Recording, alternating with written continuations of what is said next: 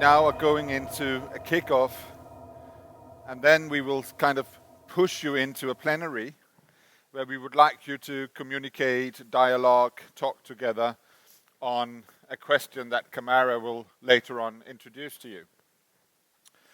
So here in the kickoff, we have asked the two artists from the performance yesterday, Elika Hedayat, who is an Iranian French artist, and Tamara Erde, who is an Israeli French artist, a filmmaker and dancer, and Elika is a visual artist, to give us a short introduction, a kickoff, and that again, exactly like yesterday, will be the framework for the collaboration that you then shall produce around your roundtables.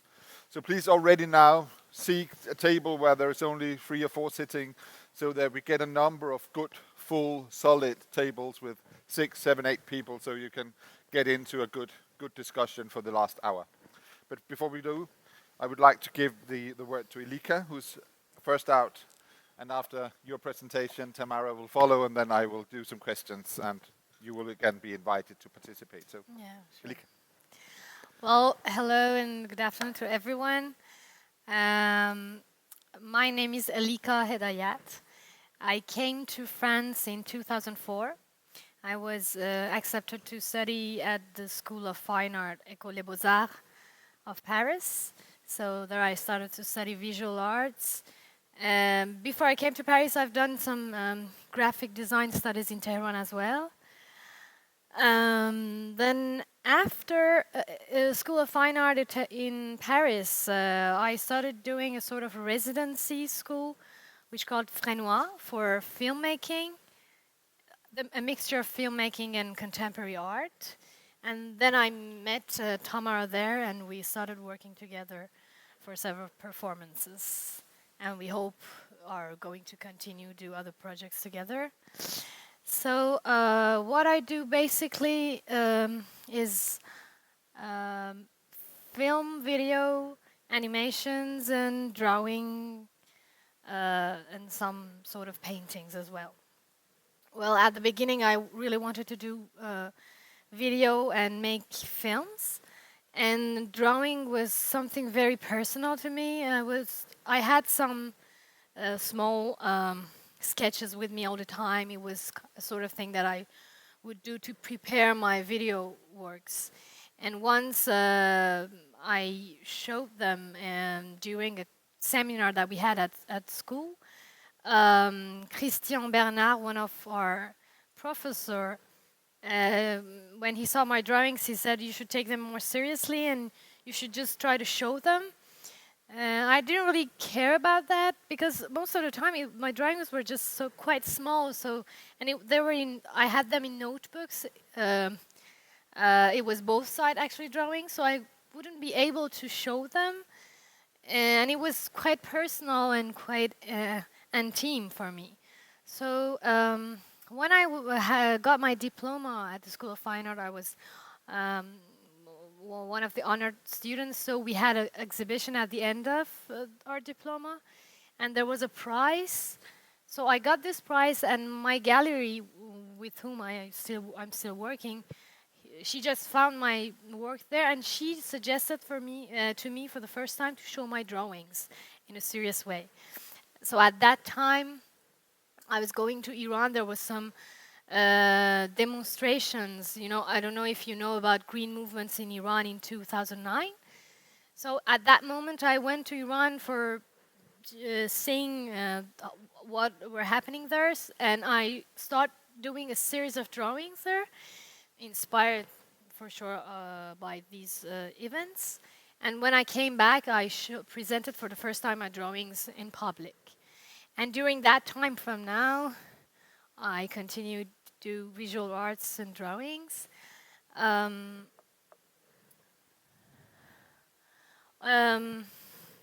Well, this is a video that I showed for the first time in France for my entrance examination for the School of Art. I've done this video before in Iran. So these are some images of that one. Then I did this video called The Question or La Question, where the Iranian and French women ask the most important questions of their life in front of a camera, and then there's a sort of, I kind of compare the questions they're asking. Sometimes they're similar, sometimes they're opposite, and then parallel with this story, there's my personal story, the way I arrived in France and how I was faced with these sort of questions that people are going to ask in the film. And then I did other videos just to go fastly. This is an animation that I've done in Canada. I was a guest. This is a video that I showed them for my diploma, which called Jeux d'enfant, child play, and it's about child plays of my generation when I was like 6, 7 years old. Because of the situation, which were very special at that time, there was the war between Iran and Iraq. So the economical situation was quite complicated. We kind of have different sort of plays, and children actually, generally speaking, they usually are inspired by what is happening around them, and they try to put it on their play. That's what we were using to do when we were a child. There are some violent concepts that you discover as a child, and you try to do something with it. So you just transform it to a sort of play. Um, that's a way to actually to work with your curiosity. And this concept kind of I still use it in my works actually. This sort of making fun at the same time, or discovering and working with the violence or with the subjects that you're confronted to. So this is another video that I've shown, and this is the film that I've done in Frénois, the residency with Tamara, and it is actually about the green movements as well. Then this is the first series of drawings that I've done in Tehran, the first drawings that I've shown actually in public.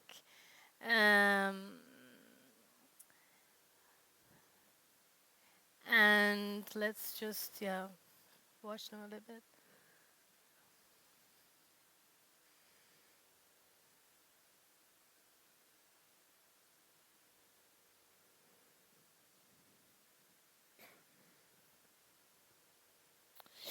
And this is an exhibition that I've done for Maison Rouge, a center of art in Paris. It's called Black Utopia, and it's about how ideology and religion, when they mix together, they could like become something very powerful, and how they use it to govern, actually. So I had a sound installation and also a video installation and a series of drawings. And among drawings, there are some videos, actually. They're exactly with the same format of drawings, but the difference is they move, actually. You could see the light through the animations. That's those who are moving, and the other one are those who are just simple drawings. This is the drawing. These are the drawings of that installation.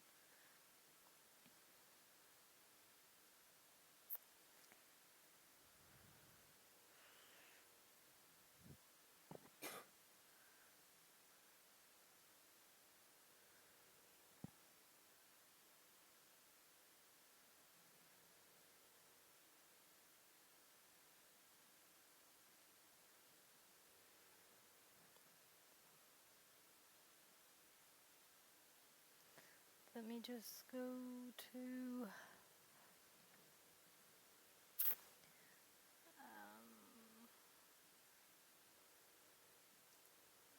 this was a group exhibition of Iranian artists in Sweden, in Gothenburg, and I had these wall of 4 meter to 12 meter to draw actually on. So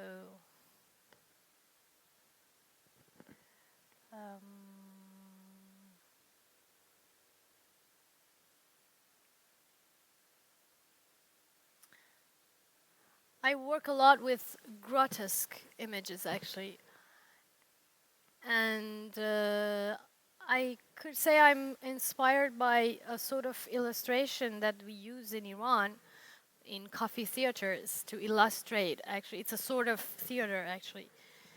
There is a narrator who shows pictures and explains the story.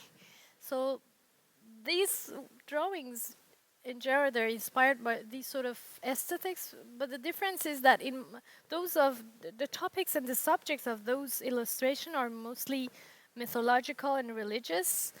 So you have bad guys and good guys, but in my drawings there's no bad and good. There's no, I mean, everything is mixed together. Actually, you cannot recognize which is the good one and which is the bad one. This is something that I think which is real in the real life, in a way.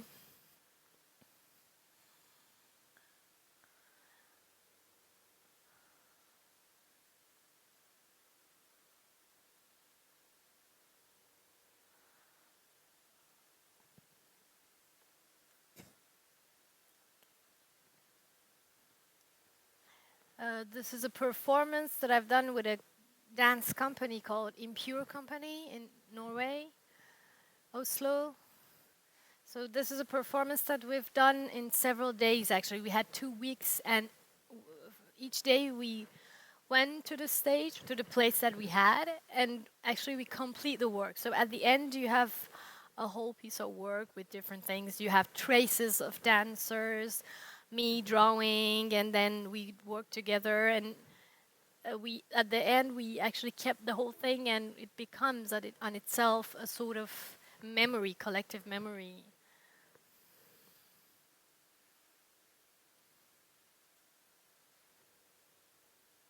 This is also a wall painting. This is the performance that we've done with Tamara in FIAC in Paris. So you've been there.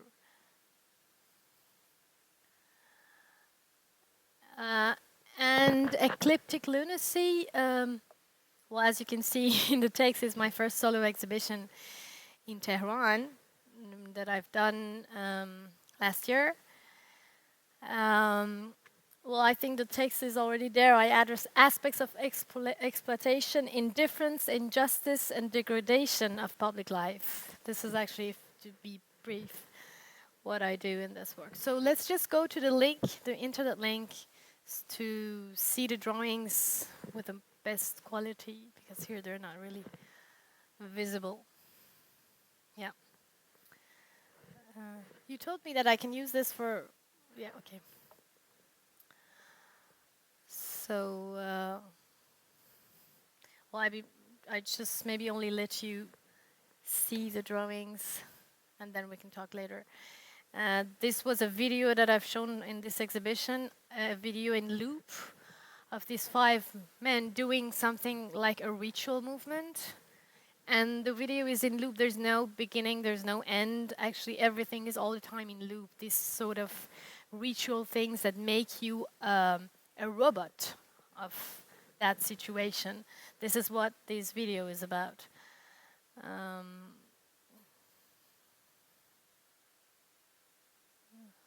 So as you could see, there is a universe with different creatures, but they are in a way very mixed together.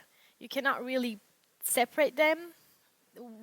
Each of them is a part of the other one. So you have victims, you have powerful characters, but all of them, they sort of make a whole universe, a whole place, which is supposed to be utopic, but it's actually the dystopia. What is happening in this sort of society, actually.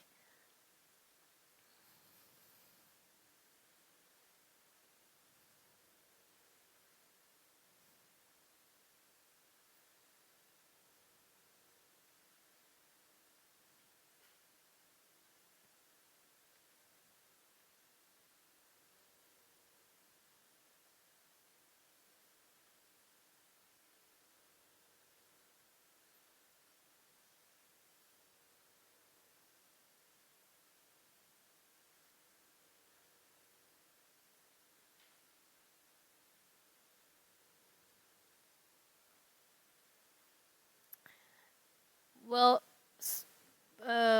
naturally, this exhibition has been censored because I couldn't show all these videos, all these drawings actually in Tehran. So we had to, kind of showed them for the opening, and then we just censored almost half of them for the exhibition, and then I brought them here. I brought them to France to show them there actually. So actually, I have just 1 minute, 2 minutes. Okay, I go fast.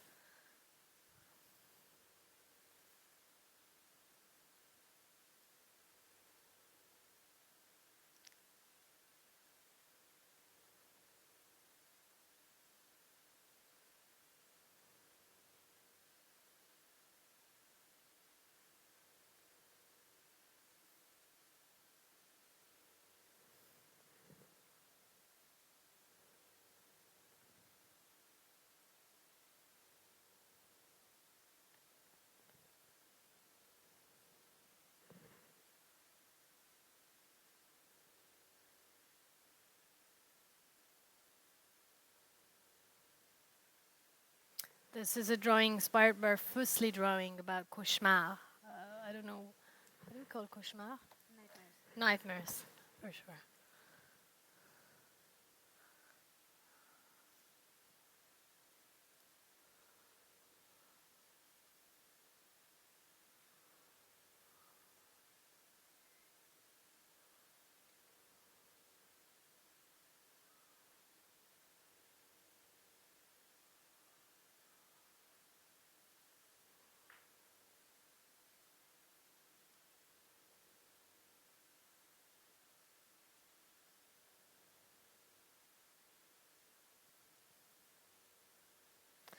Well, I think I'm done.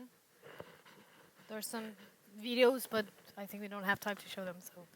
Thank you very much. Thank you. Thank you very much. Thanks. Thank you. Very, very interesting. And I think we will pop directly to you, Tamara, because then we can kind of engage in the dialogue afterwards. So please. Okay. Hi, so I'm very glad to be here. So I'm Tamara. I grew up in Israel, and I've moved to France a few years ago. For me, I guess one of the reasons that I moved to France was because I started dealing with, in a way, political questions about Israel and the history of Israel and the Israeli-Palestinian conflict. And I think that for me, one of the main things that art in its different forms should do is to raise those issues and to raise topics that we sometimes don't want to discuss or to talk about or to think about in a way that will be maybe more easy for people to accept than regular, for example, political discussions or medias. So maybe we can watch a trailer of the film I've just finished some months ago. That is a documentary about the educational systems in Israel and Palestine, which deals with the way each system teaches its generations about the other side, and then we'll talk a little bit about that. So.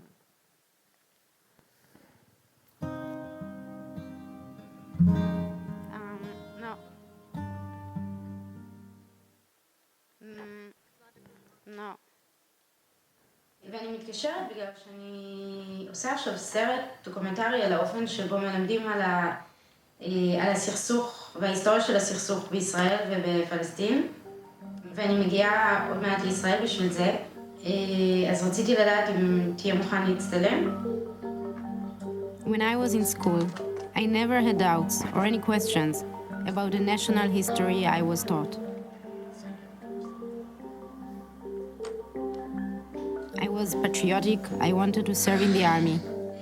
I didn't know anything about Palestinian history or about the occupation.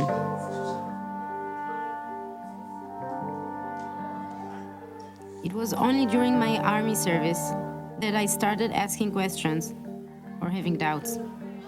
Now, a few years later, I decided to come back and see if things have changed.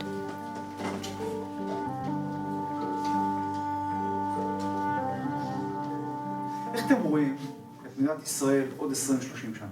אני לא נהנה לחיות בפחד מתמיד מהעמים שמסביב, כל האיום הערבי, ואני לא מוצא את עצמי, אז אני חושב שגם אני אעבור.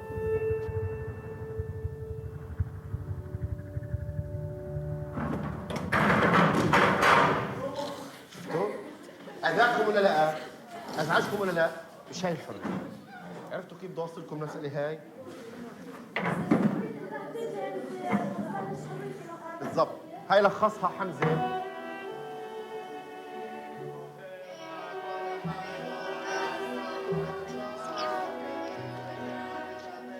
שזה בגלל שהכל מסביב ערבי, ופתאום קולטים שיש פה איזה מקום יהודי שבו כל היהודים שם.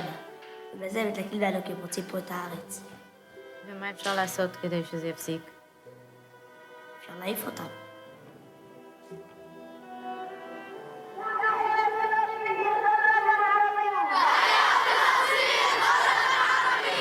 رسالة إلى يهود فرنسي روسيا. روسيا؟ منين جبت الاسم؟ بعرفش. يا روسيا عندنا الوضع متدهور بسبب إسرائيل الذين اغتصبونا وأخذوا أرضنا منا وخبزنا وملحنا وماؤنا. وهدي يا بحر هدي يا فطولنا في غيبتنا وهدي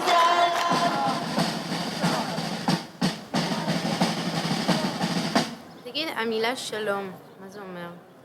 שלום? כבר שכחתי קצת מה זה. נגיד זה, שנער בן 17, במקום להיות תמים ונאיבי ולחלום על שלום, לא יודע להסביר לך מה זה שלום. זה הבעייתיות של המדינה. This is my land. This is my land, my land. So basically, in this documentary, I went to a few schools in both sides, in very different atmosphere, like we see in a colony, in a refugee camp, in the national traditional schools. And what I was looking for is to examine how really we format the next generation to know about each side's differences and to learn the history in a way that continues this conflict instead of changing it. And I think that for me this I could have done because in a way I also took this distance and went to do it from another place, from France, and I could thus go to see those two sides. Since then I was also interested in other conflict zones and places of different histories. Maybe we can watch a trailer of a film I did in South Korea where I was in a residency and worked with a group of theater. So this is in a bit different style. It's more experimental, but it tries to deal also with memories of South Koreans about the war and about the way all these things that they don't want to talk about, a generation of the older people that really refuse to speak about many things. So maybe we can watch a clip of that.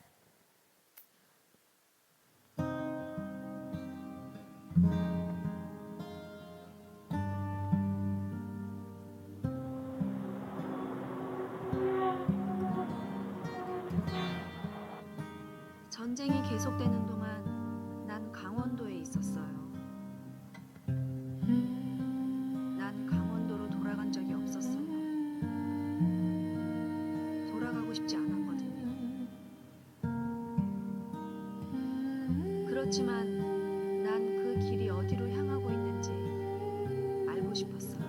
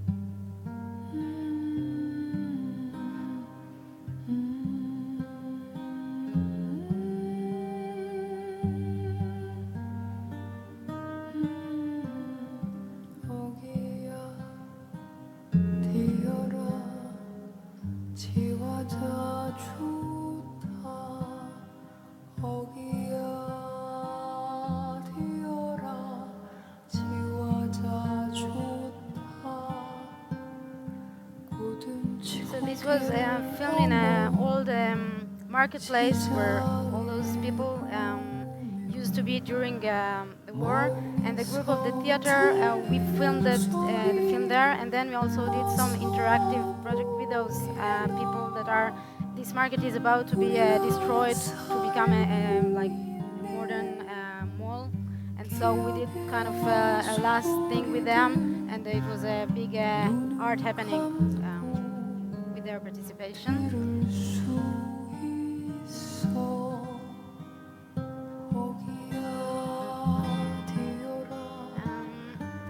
And apart from films, I also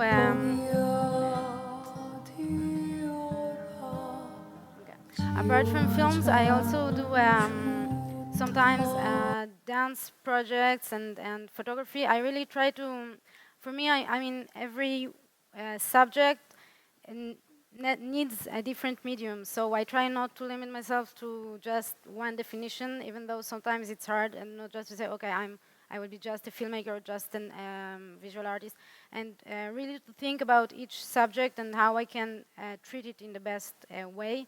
So another clip I will show now is a dance performance I did with a choreographer called Sahar Azimi.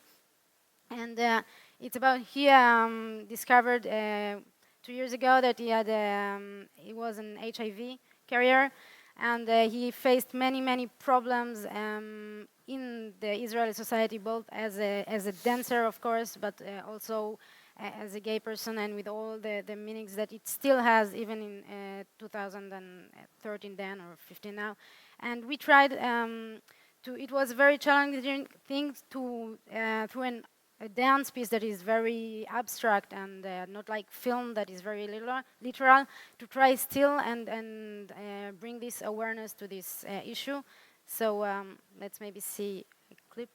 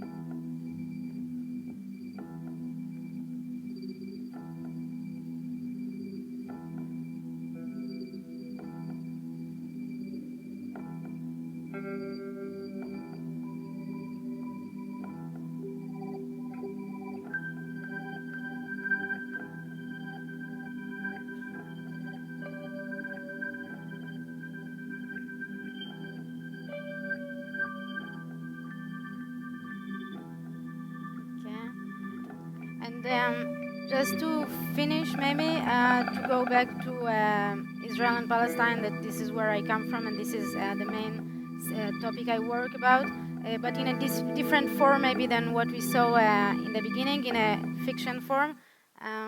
It's a short fiction I did, also about childhood dreams and the way that the reality interferes with them in this place. So maybe really the last short clip.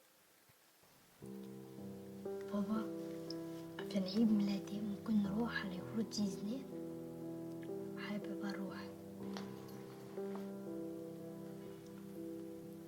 الموجود على القائمة عند الإسرائيلية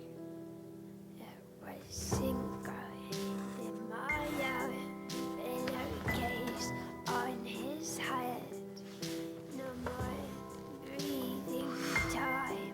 An ambulance sped round every corner, calling out his name.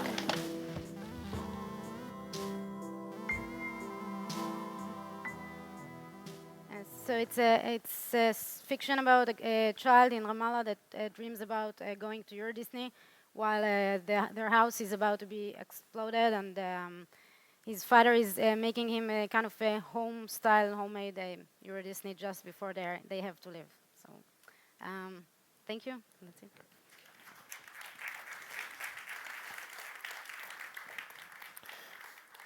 Thank you, Tamara. The question we gave you was, can exile and subculture and difference be drivers in contemporary arts production and the way that we can produce the arts products ourselves? And obviously it can. In both your examples, the examples that you brought to the table, you're both using your own exile as exiled artists is a very significant driver, but you had to create that distance in order to be able to kind of reapproach Iran, Israel, Palestine from completely different angles. How would you describe kind of that transition work? Because there is a kind of very deliberate way of working. For both of you, it were deliberate choices to get out in order to get in. Could you just kind of open that a bit more for us? Tamara. Yeah, I mean, for me, and it's something I'm still, and I was asking myself a lot, I guess, is the thing that, and many people always tell you, like, okay, but at least when there are people like you that are thinking this way and that want to make this change, you should really stay there in order to make this change from inside. But I think that for me, as an artist, and not as a politician or as a voter or as something else, but really as an artist, this distance is really necessary, because I don't think, and every time I go there for shootings, etc., it's more and more clear for me that I couldn't have done this work from inside for many reasons. I think, firstly, for personal reasons, that if you want to stay in a way sane and not to get crazy, and when you have lots of critics that is really fundamental about the place you live in, it's very hard to really put this I don't know, this distance. So when I was living there, for example, I did much more personal, private work and much more abstract work than political or social work, because in order to just remain normal in a way and sane. And I think that also the distance really enables you to look at things not from an angry position and not from a frustrated position, but really with with this distance that enables you to re-examine it and to re-examine it, and even things that you think when you go out that are one truth, then after some years you discover. But I think that for me it was really a chosen exile, because I mean there are many artists that in the Israeli case at least, that live inside Israel and do criticize the Israel politics and society. But I think that in order to really question the whole system and the whole way of thinking in a deep way, for me it's necessary to be out. So you're actually using your artistic position also to kind of question the immense logics of how we conceive ourselves, specifically when we are part of a conflict, because that tends to kind of make us even more narrow-minded than we might be even before. Yeah, and I think for me it's always fascinating to see, even when I go there in times of where there's I don't know, every year or two there's the clashes, for example, with Gaza and everything, and then I see whenever I'm there how even artists, open-minded friends of mine that are will define themselves from the left side, etc. When they're inside this conflict, and when every morning they hear those missiles, or they open the TV and they hear those things, they lose this way to separate and to be out of it. Because when you are inside a conflict, it's very hard, I think, to ask yourself those questions and to be detached from the emotional part of it as well. So yes, I think that it really enables these things that are impossible from the inside. Is that the same for you, Elika? Not exactly, and that's really interesting, because when you just asked the question, I was going to say I need to modify the question, but I can say now that maybe it really depends on everyone or every local region experience, actually. Because I personally don't really consider myself as in exile, because exile for me, I don't know if I'm right, is for people who are not able to go back to their country. They feel like they have to be in another place. And this is not really my case, because I went to Paris to study, and at the beginning I really didn't want to stay in France. I just wanted to go back to Iran and continue working. But I started getting used to France. I had my life there actually, and I was kind of happy. And well, then I told myself, okay, maybe I'm gonna stay a little bit more. And then the destiny kind of made me staying in France, and even contaminated by life. Maybe I should say, yeah, that's the thing. So that means that I go to Iran often. I go once a year, and sometimes maybe I stay a few months for a project. It depends if I'm working there or if I'm on a project. So this is really not my situation, but I can say about the other part of the question, subculture and difference could be a driver. So exile is not really a driver for me, and it hasn't been for the people of my parents' generation, actually. The refugees that went to other countries because of the political problems, since they haven't been in connection and in contact with Iran. And at that time, there was not internet, there was not these sort of, exchanges all the time. So it was really, it has a real meaning to be in exile, because you couldn't really be in contact with your country. And at the same time, you were living with this nostalgia and maybe with this frustration that made you sometimes made it difficult for you to integrate in the new place neither. So you were in a way that you were actually excluded from your country, and you were in a new country, but you really didn't feel comfortable with. This was actually the case for lots of Iranians at that time when they left their country. So they couldn't really it was actually an important topic for their everyday life. So you can imagine for art production, it's actually maybe even worse, I would say. So those who decided to stay in Iran, they actually continued making artistic production more than those who were outside. But now, at my time and with my generation, since this going and coming back is happening all the time, and people could have the choice to be in contact with both countries, that helps a lot. And I would say that could be a good driver, because you have at the same time the place, and you have also the subculture, and you could be at the same time in distance and at the same time in place. So all these things could actually make it more how would I say, more dynamic, actually, the things you're producing. Going back to your aesthetics choices, because when I saw all your drawings and the presentation you made of them, and some point you actually said it yourself that you're making use of the grotesque and the grotesque Yes. element A lot. quite a lot. Yes. But your reference was not, it wasn't the old European masters. It is. It is as well. Actually, it's at the same. I'm inspired by North European grotesque, and at the same time, yes, exactly, Russian, the other grotesque artists, and at the same time, the popular Iranian illustration. So it's a kind of mixture of the both. Because that was actually my question. That hybridity, that I then saw them as a kind of expression for that.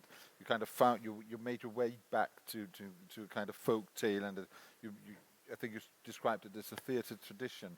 Exactly. That tradition does that have a kind of popular anchorage in terms of that is still the way that narratives are being told, like in Ireland, for instance, or is it rather an artistic, intellectual perception of a tradition that you're then making use of? Maybe it's more the second thing you're saying, because, well, actually, these coffee theaters, they were so popular like 50 years ago, even more. But now, there are few of them still working. And maybe they're all renovated. Even those who are still continue working, they're renovated. They are they're trying to adapt themselves with what is happening in theatrical scenes in Tehran or in Iran. So they don't use illustrations anymore. We have a collection of these illustrations in a museum, which are now very expensive and very important. It's a part of our art. But the notion of this narration by illustration has been disappeared actually for several years now. So what I'm using is actually I'm using the way they tell the stories, but the stories are not the same. Of course not. I'm not telling the same story. That's the thing. In terms of difference and subculture, I mean. To some extent, I would claim that there is nothing subcultural, actually, in any of these examples that you've shown us, because they're all kind of framed in the artistic notion of what is actually good art, in a kind of global sense today. But in your local context, where you work in Paris, for instance, would you say that you have actually made the transition? You're no longer rubricized as immigrant artist, nor are you French artist, but you're kind of becoming true globalists. Exactly. Is that the situation? That's what I was kind of maybe not agree. I was not agree with these terms of exile because of that. Exactly, because what I'm doing, and that's the reason why I did this first solo exhibition in Tehran, and I was insisting to doing it, even if I knew that there's going to be some problems, and I had these problems in Iran, but I really wanted to do it because I think that the people who are watching, who are seeing my drawings, they could be French, they could be Iranian, they could be. I mean, I don't have any specific idea behind myself when I'm doing these drawings that okay, this is going to be shown here or no or whatever, but naturally. The people, Western people, they don't react the same when they're looking on my drawings as Iranian people. And that's really strange because, strange, I would say maybe more interesting for me. When I show my drawings in Western countries, the people are, they are emotionally engaged, they really understand the notion of violence or at the same time the satire aspects of my works, but they're not bothered as much as Iranian. There were Iranian people who came to my exhibition who told me that I don't like these drawings. They said that they are good, but they are bothering us, and it was real. It was really bothering them. It was actually kind of, they feel like they're in front of something that is showing a part of them that they themselves, they don't want to see it, actually. So I had several different reactions in different places. that difference in response, the last question before we go into the next session, is that something you experience too, Tamara? That it's you kind of do your artworks, but it actually differs quite a lot depending on where you show them in this specific context of Israel Palestine. Yeah, for sure. I mean, when I show my art in Israel or in Palestine, of course, they react very differently than when I showed it in Europe or in Asia or every place. And for example, this film about education, with which I moved quite a lot around and showed it in many places. It was very interesting to see because, for example, in many countries, when conflict is a bit away or a bit far or was resolved some time ago, they could have take it to their own places and also talk about how in their systems they avoid some topics or they mislead in the books, etc. But when it was countries that are really in war now, or of course in Israel Palestine, that it all went to the discussion of details of how the Israeli-Palestinian conflict is going on this point or that point, and they couldn't raise above those little details. And I think that also, for me, being in France now and doing my art in France also raises other questions of identity that when I was in Israel, for example, they were not an issue because, for example, being Jewish in Israel, there was never a meaning to that because everyone was Jewish, and I never confronted people that define me as a Jewish or as an. And when I came to France for the first time, I started dealing also with this identity that, of course, was obvious before, but we never thought about it.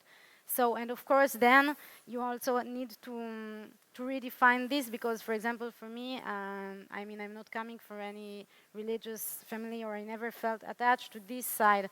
And then in France, you directly identified as such or such. So, in a way, that's a funny thing. I had the same experience actually. For the first time in my life, I was considered as Muslim when I went to Paris because I have never been the same. I don't have a religious family, and I have never had any sort of attraction for religion. And for the first time, the people asked me, "Are you Muslim?" And I said yes. But now I learned that I should say no, because in Iran you don't choose your religion. Your religion is what it is. So you said, "Okay, I'm Muslim." But I've learned that I can say no. I have the choice to say no. I'm not Muslim. Simply. I think yesterday we very shortly touched on Umberto Maturana, causalities in the mind of the viewer, and to some extent you're kind of constantly meeting that it's always in the mind of the viewer. Thank you very much, Tamara and Elika. Thank you very much. Thanks.